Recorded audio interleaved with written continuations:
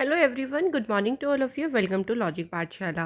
आज के इस वीडियो में हम कवर करेंगे 15 मार्च के इंपॉर्टेंट करंट अफेयर्स के क्वेश्चंस। फ्रेंड, इस वीडियो का जो पीडीएफ है वो आप लोगों को टेलीग्राम पे मिल जाएगा, जिसका कि लिंक आपको डिस्क्रिप्शन में दिया गया है। देखिए, आप लोगों से एक रिक्वेस्ट है, अगर आपको वीडियो अच्छी लगती है, आपको लगती है कि यहाँ से आपको काफ़ी सारी नॉलेज मिलती है, तो प्लीज़ इस वीडियो को आप लाइक ज़रूर करें, इसे ज़्यादा से ज़्यादा शेयर करें और अगर चैनल पे आप नए हैं तो प्लीज़ सब्सक्राइब ज़रूर करें चैनल को। तो चलिए फिर शुरू करते हैं एक मोटिवेशन कोट से। आज सीखे क्या है, some people dream of success while others wake up and work hard at it.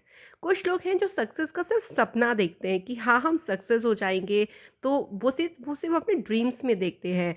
लेकिन कुछ ऐसे भी होते हैं जो उठते हैं, सपना तो देखते ही हैं, लेकिन उन्होंने उस ड्रीम के साथ उस ड्रीम को पूरा करने के लिए वो वेकअप यानी जागते हैं और उसके ऊपर मेहनत करते हैं। तो अब आपको चूज़ करना है कि आपको सिर्फ सपने ही देखने हैं या फिर आपको उसके ऊपर मेहनत भी करनी है, ठीक है? तो ये चॉइस आपके ऊपर है, आप जैसा चाहेंगे वैसा ही होगा। तो चलिए शुरू करते हैं। आज देखिए 15 मार्च है। 15 मार्च को सेलिब्रेट किया जाता है वर्ल्ड कंज्यूमर राइट्स डे, ठीक है? तो विश्व उपभोक्ता अधिकार दिवस ये जो है वो आपका 15 मार्च को मनाया जाता है। इस दिन देखो, ये दिन क्या करता है, ये हाइलाइट्स करता है कि कंज्यूमर्स के क्या क्या पावर है, उपभोक्ताओं के पास क्या शक्ति है, क्या उनके राइट्स हैं, इन सभी चीज़ों को ये हाईलाइट करता है। अच्छा, ये दिन जो है ना, इसकी थोड़ी सी स्टोरी बताती हूँ मैं आपको। तो वर्ल्ड कंज्यूमर राइट्स डे ये दिन है, ये इंस्पायर है by president John F Kennedy से, who send a special message. उन्होंने यूएस की कांग्रेस हुई थी, जो यूएस कांग्रेस है यानी वहाँ की जो पार्लियामेंट है, वहाँ पे 15 मार्च 1962 को एक स्पेशल मैसेज दिया था कंज्यूमर राइट्स के इशू को लेके, उसको एड्रेस किया था उन्होंने। और ये दिन उसी दिन को लेके इंस्पायर है, तो उसी को कमोमरेट करता है। और ऐसा करने वाले वो पूरे विश्व भर में पहले लीडर भी थे। और इस बार की देखिए इसकी थीम की बात करते हैं तो फेयर डिजिटल फाइनेंस, ये रही इस बार की इसकी थीम। तो ये बेसिक कॉन्सेप्ट हमें पता होना चाहिए। अब देखिए, हमने अभी तक कौन कौन से डेज पढ़े, चलिए एक बार रिवाइज कर लेते हैं। 1 मार्च को हमने कवर किया ज़ीरो डिस्क्रिमिनेशन डे, और इस दिन वर्ल्ड सिविल डिफेंस डे भी सेलिब्रेट होता है। 3 मार्च होता है वर्ल्ड वाइल्ड लाइफ डे और वर्ल्ड हियरिंग डे। 4 मार्च को होता है नेशनल सेफ्टी डे। 8 मार्च इंटरनेशनल वुमेंस डे और रामकृष्ण जी की जयंती भी होती है। 10 मार्च को CISF अपना रेजिंग डे यानी स्थापना दिवस मनाता है। 12 मार्च होता है मॉरिशस डे। 14 मार्च को पाई डे, या इसको हम मैथमेटिक्स जो मैथमेटिशियन डे भी है वो भी इसे कहते हैं, अभी हम इसके बारे में आगे बात ज़रूर करेंगे। और international day of action for reverse, ये भी आपका आता है 14 मार्च को।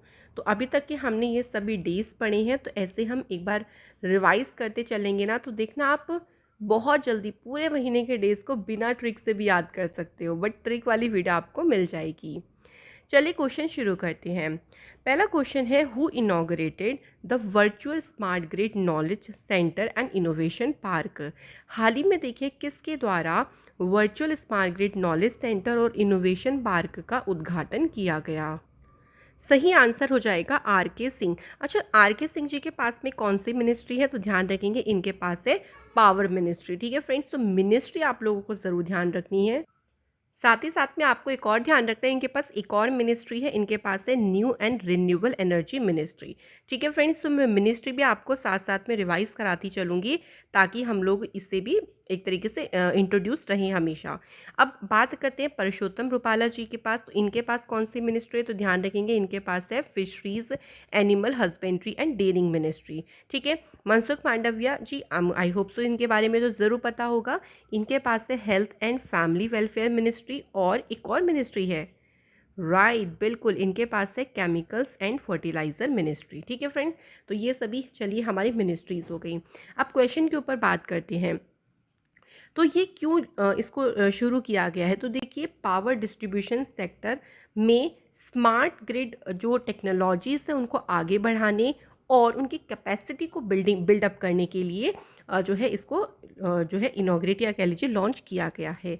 गवर्नमेंट देखिए जो इंजीनियर्स हैं ना उनको हेल्प प्रोवाइड करेगी और जितने भी इनोवेटर्स हैं उनको भी इस innovative smart system technology idea से, ऐसा आर के सिंह जी का कहना है। अब देखिए इसी के साथ कुछ और न्यूज़ को चलिए रिवाइज करते हैं फटाफट से। सबसे पहले देखिए प्राइम मिनिस्टर मोदी जी ने अनवील किया था hologram statue of Netaji Subhash Chandra Bose. Next है हमारे पास प्राइम मिनिस्टर मोदी जी ने ही जो रामानुचार्य जी है उनकी 216 फुट का जो स्टैचू है इसे भी अनवील किया। हमारे जो एजुकेशन मिनिस्टर हैं धर्मेंद्र प्रधान जी, उन्होंने नीट 3.0 को लॉन्च किया। और यूनियन मिनिस्टर अश्विनी वैष्णव जिनके पास में रेलवे मिनिस्ट्री है, इनके द्वारा जो है इंडिया सेमीकंडक्टर मिशन को लॉन्च किया गया। तो आप ये रिवीजन में ध्यान रखिएगा। क्वेश्चन है अगला, विच edition of Khel Mahakumbh was started at Sardar Patel stadium in Ahmedabad by prime minister Narendra Modi ji. देखिए क्वेश्चन में एक क्वेश्चन ये भी छुपा हुआ है कि इस खेल महाकुंभ का जो इनॉग्रल है या कह लीजिए स्टार्ट है वो किसने किया। तो यहाँ पे आप कहेंगे मोदी जी के द्वारा किया गया। कहाँ पे किया गया है, तो ये आप कहोगे अहमदाबाद में किया गया है। तो ये सब बेसिक चीज़ें भी आपको याद होनी चाहिए कि कैसे कैसे क्वेश्चन एग्जाम में पूछ सकते हैं। अच्छा बात आती है एडिशन की, तो कौन सा हो जाएगा, इसका 11वां एडिशन है जो कि शुरू किया गया। खेल महाकुंभ देखिए 2010 में गुजरात से जो है वो इसको शुरू किया गया था, जो कि गुजरात में शुरू हुआ था 16 स्पोर्ट्स के साथ में, और इसमें 13 लाख जो है पार्टिसिपेंट्स थे। नाउ इसमें 36 स्पोर्ट्स इंक्लूड हो गए हैं और 26 पैरा स्पोर्ट्स को भी इसमें इंक्लूड किया गया है। जो 11वें नंबर का ये खेल महाकुंभ है ना, अभी तक इसमें 45 लाख जो है रजिस्ट्रेशन हो गए हैं। तो ये आप ध्यान रखिएगा कि इसकी शुरुआत जो है वो गुजरात से हुई थी। अब देखो फ्रेंड, गुजरात से थोड़ी सी हम लोग बेसिक सी बातें ध्यान करते हैं। गुजरात की कैपिटल क्या है, गांधीनगर। सीएम कौन है, भूपेंद्र पटेल, और गवर्नर है आचार्य देवव्रत। गुजरात में इंपॉर्टेंट नेशनल पार्क काफ़ी सारे हैं, सभी ध्यान रखिएगा। Gir forest, black buck, Vansda national park, gulf Kutch marine national park, ये सभी इंपॉर्टेंट है आपके गुजरात से। अच्छा, गुजरात की सीमा एक पड़ोसी देश से लगती है, कौन से, पाकिस्तान से। तो एक ये अपना नेबरिंग कंट्री है पाकिस्तान, जिसके साथ गुजरात बॉर्डर शेयर करता है। 3 स्टेट के साथ में शेयर होता है, राजस्थान, मध्य प्रदेश और महाराष्ट्र। अगर आप मैप आपको ध्यान हो ना, तो आपका यहाँ पे आता है गुजरात, तो इधर ही आपका जो है वो पाकिस्तान है। तो मैप आपके माइंड में ज़रूर होना चाहिए, इससे काफ़ी ज़्यादा आपको ज्योग्राफी में भी हेल्प मिलेगी।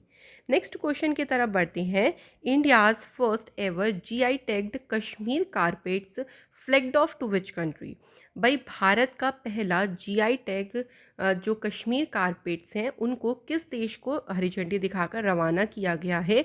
तो ये कौन से देश में भेजे गए हैं, सही आंसर हो जाएगा Germany is the right answer.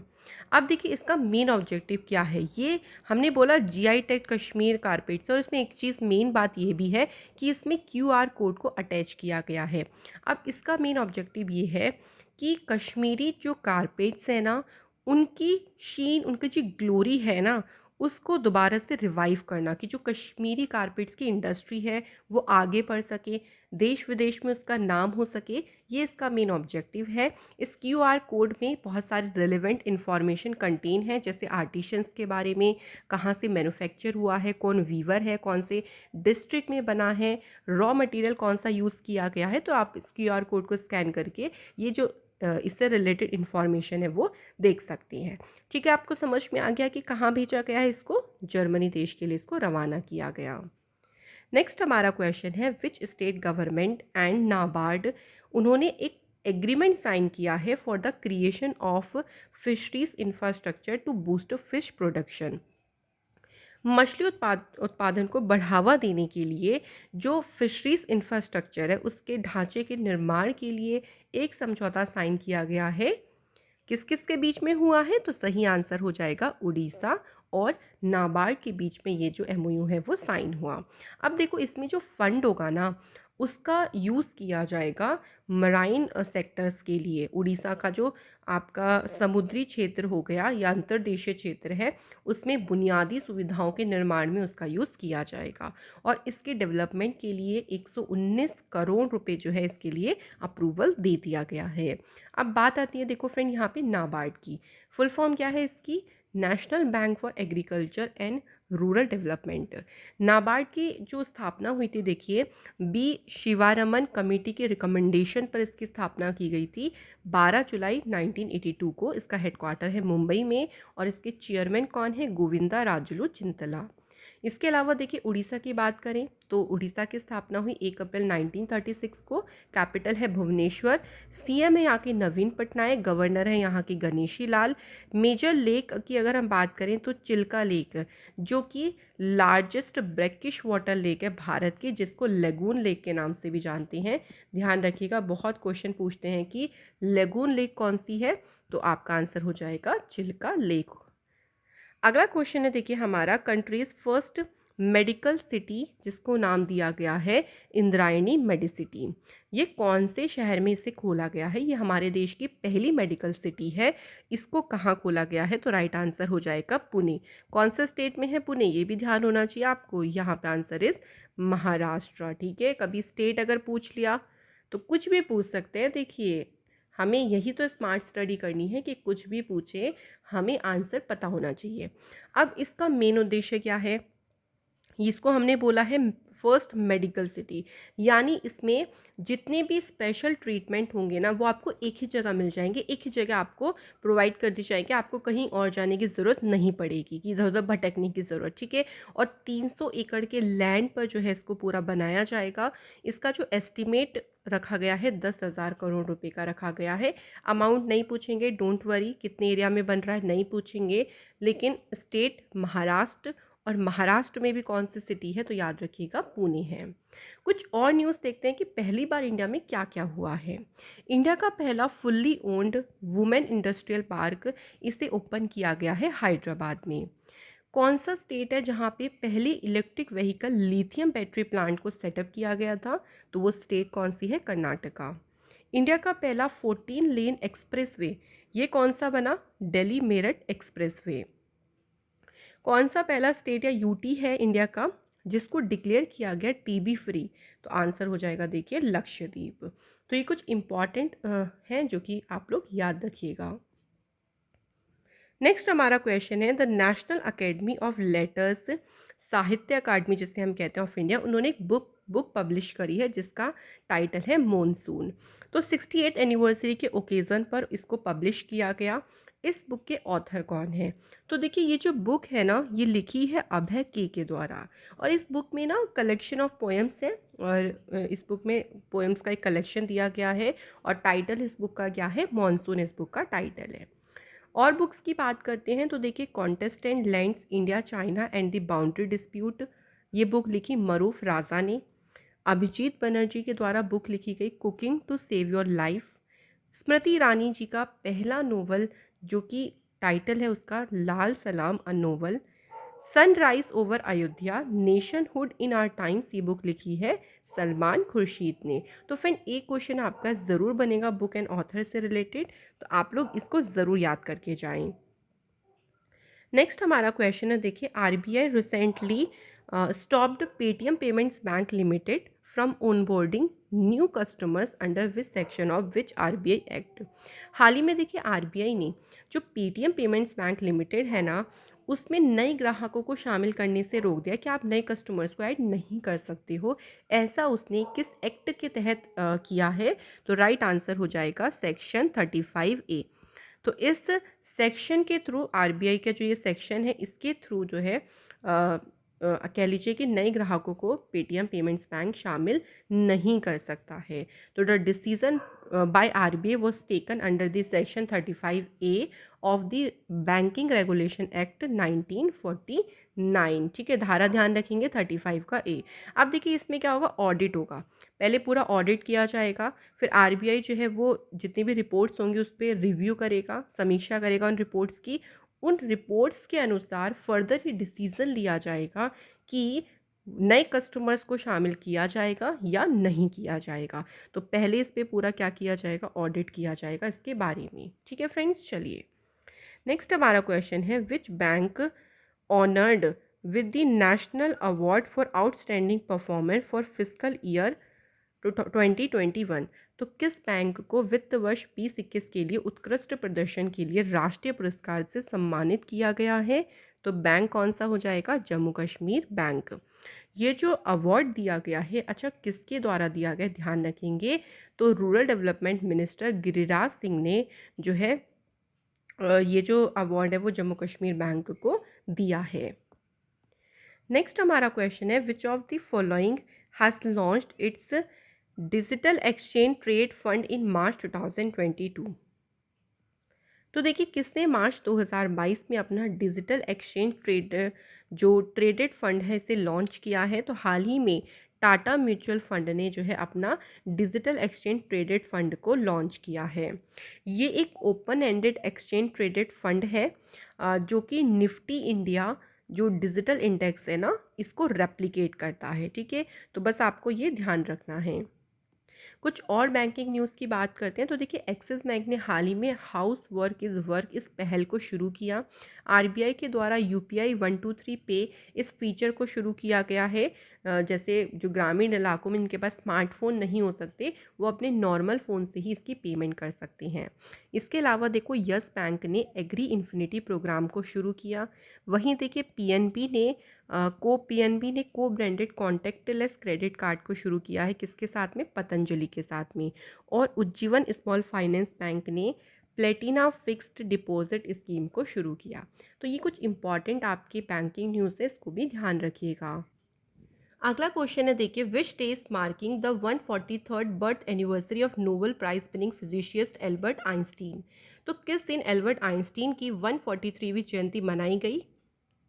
सही आंसर हो जाएगा देखिए यहाँ पे 14 फैब नहीं आएगा, सॉरी फॉर दैट, 14 मार्च। ठीक है, तो ऑप्शन में आपको पीडीएफ में सही मिल जाएगा। 14 मार्च को सेलिब्रेट की गई है 143 नंबर की बर्थ एनिवर्सरी। देखिए इस दिन को ना पाई डे के नाम से सेलिब्रेट किया जाता है, ये भी ध्यान रखिएगा। तो 287 बीसी पूर्व में पैदा हुए आर्किमिडीज ऑफ सिरेक्विस जो थे उन्होंने सबसे पहले पाई की जो वैल्यू है ना उसको कैलकुलेट किया था। इसके बाद देखिए नवंबर 2019 में जनरल कॉन्फ्रेंस हुई यूनेस्को की, जिसके दौरान पाई डे को इंटरनेशनल डे ऑफ मैथमेटिक्स जो है वो कहा गया, इस नाम से इसको जो है वो सेलिब्रेट किया जाने लगा।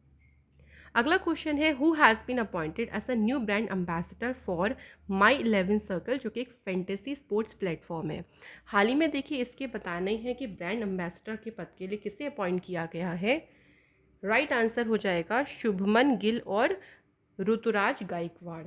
तो इन दोनों को ही जो है इसका ब्रांड एम्बेसडर अपॉइंट किया गया है।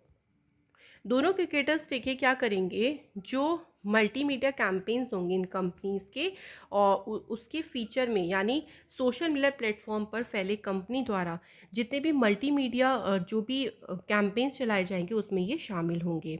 माई 11 सर्कल, ध्यान रखिए एक और बात कि जो लखनऊ सुपर जायंट जो कि अभी नई टीम आईपीएल की ऐड हुई है इसका टाइटल स्पॉन्सर भी है ये। ठीक है, तो ये भी ध्यान रखिएगा। कुछ और ब्रांड एम्बेसडर्स की बात करते हैं तो देखिए कोका कोला की जो सॉफ्ट ड्रिंक ब्रांड है थम्स अप, उन्होंने शाहरुख खान को अपना ब्रांड एंडोर्सर बनाया। कृषि नेटवर्क जो एप्लीकेशन है उन्होंने पंकज त्रिपाठी को ब्रांड एम्बेसडर बनाया है।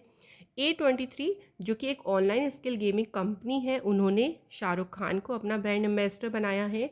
और बाटा इंडिया लिमिटेड ने दिशा पतानी को अपना ब्रांड एम्बेसडर अपॉइंट किया। नेक्स्ट हमारा क्वेश्चन है देखिए, विच player has won the men single title in the badminton tournament German open super 300। तो इस टूर्नामेंट में मेन सिंगल का टाइटल किसने जीता है? सही आंसर यहाँ पे देखिए हो जाएगा कुनलाबुत विति दर्शनान। ठीक है, विधि दर्शान। तो ये कौन से देश के हैं ये भी ध्यान रखेंगे, ये थाईलैंड के हैं। और इन्होंने जो है इस टूर्नामेंट में मेन सिंगल का टाइटल जीता। इसमें उन्होंने डिफीट किया इंडिया के प्लेयर लक्ष्य सेन को फाइनल में। ठीक है, तो लक्ष्य सेन जो है इसमें जो है उनको डिफीट करके थाईलैंड के प्लेयर ने जो है ये टाइटल अपने नाम किया। यहाँ आप देख सकते हैं सारे मैंने चैंपियंस लिख दिए हैं कि वुमेन्स सिंगल टाइटल में किसने जीता है, ही बिनजीजियो ने जीता है, मेंस डबल, फिर women's double and then mix double. तो आप देख सकते हैं इस लिस्ट को, आगे बढ़ते हैं। तो फ्रेंड आज के हमारे कंप्लीट क्वेश्चंस हो गए हैं। चलिए अब हमारा टाइम आ चुका है रिवीजन करने का। तो मैं आपको कुछ पुराने करंट अफेयर्स रिवाइज करा रही हूँ ताकि हमें याद रहें। सबसे पहला क्वेश्चन है, the commerce secretary level meeting जो कि इंडिया और बांग्लादेश के बीच में हुई, ये कौन से शहर में हुई, कहाँ पे हुई थी? तो अगर आपको याद होगा तो ये न्यू दिल्ली में हुई थी। और ध्यान रखिएगा, और इसमें इंडिया की तरफ से कौन थे? तो जो कॉमर्स सेक्रेटरी हैं VVR सुब्रमण्यम, ये थे इंडिया की इसमें तरफ से जिन्होंने इसमें पार्टिसिपेट किया। इसके बाद देखिए कवच सिस्टम, इसकी अनाउंसमेंट किसके द्वारा की गई? तो ये एक एंटी कोलिजन टेस्ट है और इसकी अनाउंसमेंट अश्विनी वैष्णव के द्वारा की गई। इसके बाद देखिए सुलभ इंटरनेशनल की कोलैबोरेशन से हमारी जो सेंट्रल गवर्नमेंट है उन्होंने कौन सी पहल को शुरू किया? पहल का नाम क्या है? स्वच्छ ग्रह। अगला क्वेश्चन है, कौन सी कंपनी है जिसने पार्टनरशिप करी है CSC ग्रामीण ई स्टोर के साथ में to facilitate Mahindra vehicle inquiries की? गांव-गांव में जाके महिंद्रा व्हीकल्स जो है लोगों को उनके बारे में बताना, क्या नए फीचर्स हैं, कोई नई लॉन्च हुई है तो इन सभी क्वेरीज़ के बारे में बताने के लिए महिंद्रा लिमिटेड कंपनी ने CSC ग्रामीण ई स्टोर के साथ में पार्टनरशिप की। इसके बाद देखिए सागर परिक्रमा, गुजरात में इसकी शुरुआत किसने करी? तो सही आंसर हो जाएगा परशोत्तम रुपाला। नेक्स्ट है, अभी हाल ही में किस फॉर्मर इंडियन आर्मी चीफ जो है इनके भी हाल ही में निधन हुआ है? तो इनका नाम है सुनीत फ्रांसिस रॉड्रिक्स। अगला क्वेश्चन है, हंसा NG जो कि इंडिया का पहला स्वदेशी फ्लाइंग ट्रेनर है, इसने अपने सी लेवल ट्रायल को कंप्लीट किया है। कहाँ पर कंप्लीट किया है? तो सही आंसर हो जाएगा पुदुचेरी में।